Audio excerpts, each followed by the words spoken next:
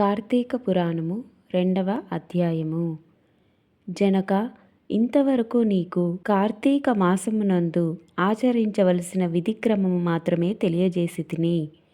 కార్తీక మాసములో సోమవార వ్రతమునకు ప్రత్యేక ప్రాముఖ్యము కలదు. కాన సోమవార వ్రత విధానమును దాని మహిమను గురించి వివరింతును. సావధానుడవై ఆలకించుము. కార్తీక మాసములో సోమవారము శివునికి అత్యంత ప్రీతికరమైన రోజు. ఆ రోజున స్త్రీ కానీ పురుషుడు కానీ ఏ జాతి వారైనా కానీ రోజంతయు ఉపవాసము ఉండి నదీ స్నానము చేసి తమ శక్తి కొలది దాన ధర్మములు చేసి నిష్ఠతో శివదేవునికి బిల్వపత్రాలతో అభిషేకము చేసి సాయంత్రము నక్షత్ర దర్శనము చేసిన తరువాత భుజింపవలెను.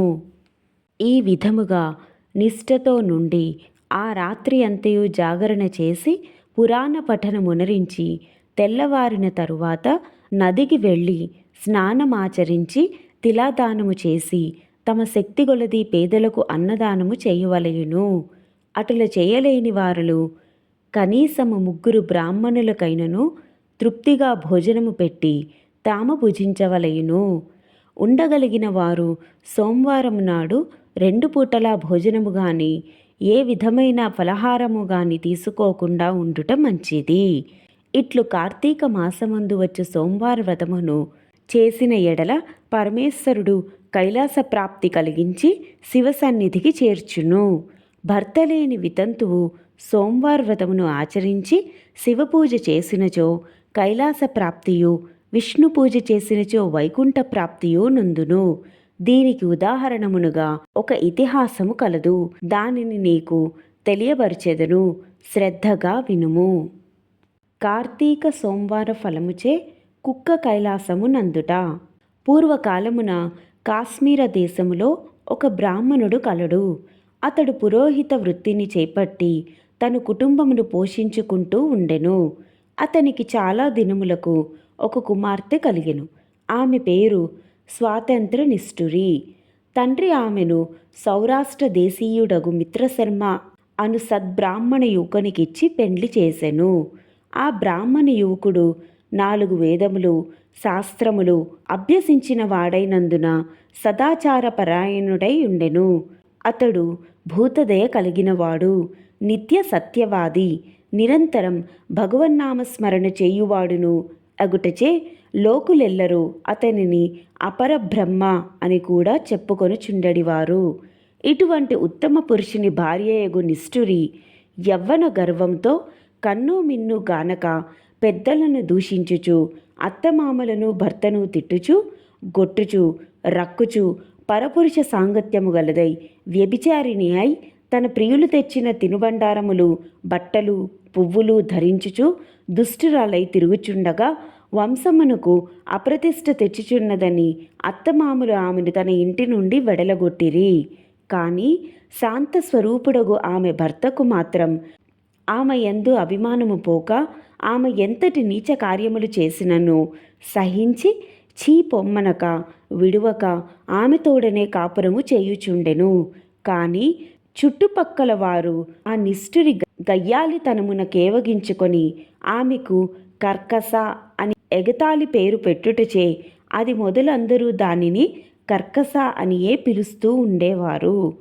ఇట్లు కొంతకాలము జరిగిన పైన ఆ కర్కస ఒకనాటి రాత్రి ఏకశయ్యపై తన భర్త గాఢ నిద్రలోనున్న సమయము చూచి మెల్లగా లేచి తాలి కట్టిన భర్త అన్న విచక్షణ గాని దయాదాక్షిణ్యాలు గాని లేక ఒక బండరాతిని తెచ్చి అతని తలపై గట్టిగా కొట్టినది. వెంటనే అతడు చనిపోయెను.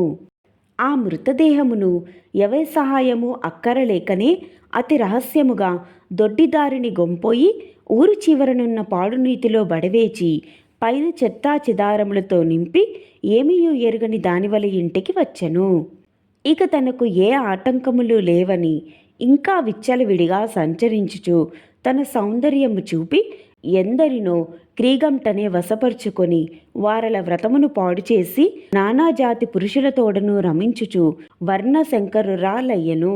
అంతియేగాక పడుచు కన్యలను భర్తలతో కాపురము చేయుచున్న పడుచులను తన మాటలతో చేరదీసి వారికి కూడా దుర్బుద్ధులు నేర్పి పాడు చేసి విటులకు తార్చి ధనార్జన కూడా చేయసాగెను. జనక మహారాజా, యవ్వనం బింకము ఎంతో కాలం ఉండదు గదా, కాలమొక్క రీతిగా నడవదు. క్రమక్రమముగా ఆమెలోని యవ్వనము నశించినది. శరీరమందు మేహప్రణములు బయలుదేరినవి. ఆ ప్రణముల నుండి చీము రక్తము రసికారుట ప్రారంభమయ్యెను.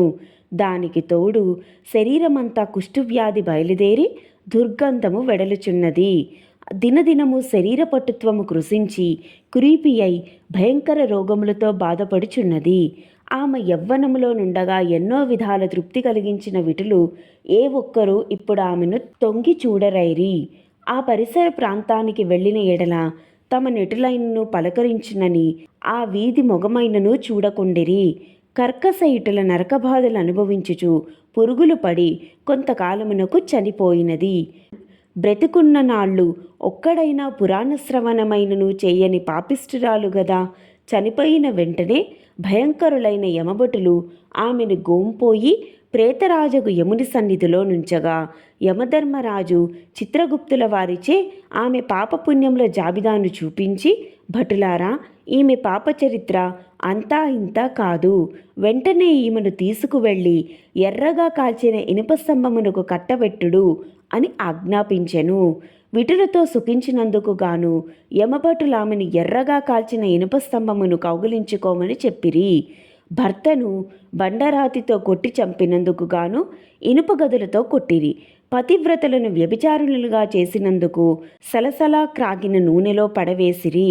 తల్లిదండ్రులకు అత్తమామలకు యపకీర్తి తెచ్చినందుకు సీసను కరిగించి నోటిలోనూ చెవిలోనూ పోసి ఇనప కడ్డీలు కాల్చి వాతలు పెట్టిరి. తుదకు కుంభీపాకమను నర్కములో వేయగా అందు ఇనప ముక్కలు గల కాకులు, విషసర్పాలు, తేళ్లు, జర్రులు కుట్టినవి. ఆమె చేసిన పాపములకు ఇటు 7 తరాల వాళ్ళు అటు 7 తరాల వాళ్ళు నరక బాధలు పడుచుండిరి. ఈ ప్రకారముగా నరక బాధలను అనుభవించి కడకు కళింగ దేశమున ఒక కుక్క జన్మనెత్తి ఆకలి బాధ పడలేక ఇల్లుల్లో తిరుగుచుండగా కర్రలతో కొట్టువారు కొట్టుచు, తిట్టువారు తిట్టుచు, తరుమువారు తరుముచూ ఉండిరి. ఇట్లుండగా ఒకనాడొక శ్రోత్రియ బ్రాహ్మణుడు కార్తీక సోమవార వ్రతము ఆచరించి ఉపవాసముండి సాయంత్రము నక్షత్ర దర్శనము చేసి బలి అన్నమును అరుగుపై పెట్టి కాళ్ళు చేతులు కడుగుకొనుటకై లోనికేగెను. లోనికేగిన సమయమున ఈ కుక్క వచ్చి ఆ బలి అన్నమును తినను. వ్రతనిష్టా గరిష్ఠుడైన ఆ విప్రుని పూజా విధానముచే జరిపించిన బలి అన్న మగుట చేతను ఆ రోజు కార్తీక మాస సోమవారం మగుట వలనను కుక్క ఆ రోజంతయు ఉపవాసముతో ఉండుట వలను శివపూజ పవిత్ర స్థానమైన ఆ ఇంట దొరికిన ప్రసాదము తినుట వలను ఆ శునకమునకు జన్మాంతర జ్ఞానం ఉద్భవించెను. వెంటనే ఆ శునకము, విప్రకులోత్తమ, నన్ను కాపాడుము అని మొరపెట్టుకొనెను. ఆ మాటలు బ్రాహ్మణుడు ఆలకించి బయటికి వచ్చి చూడగా కుక్క తప్ప అన్యులెవరూ లేనందున లోనికేగెను.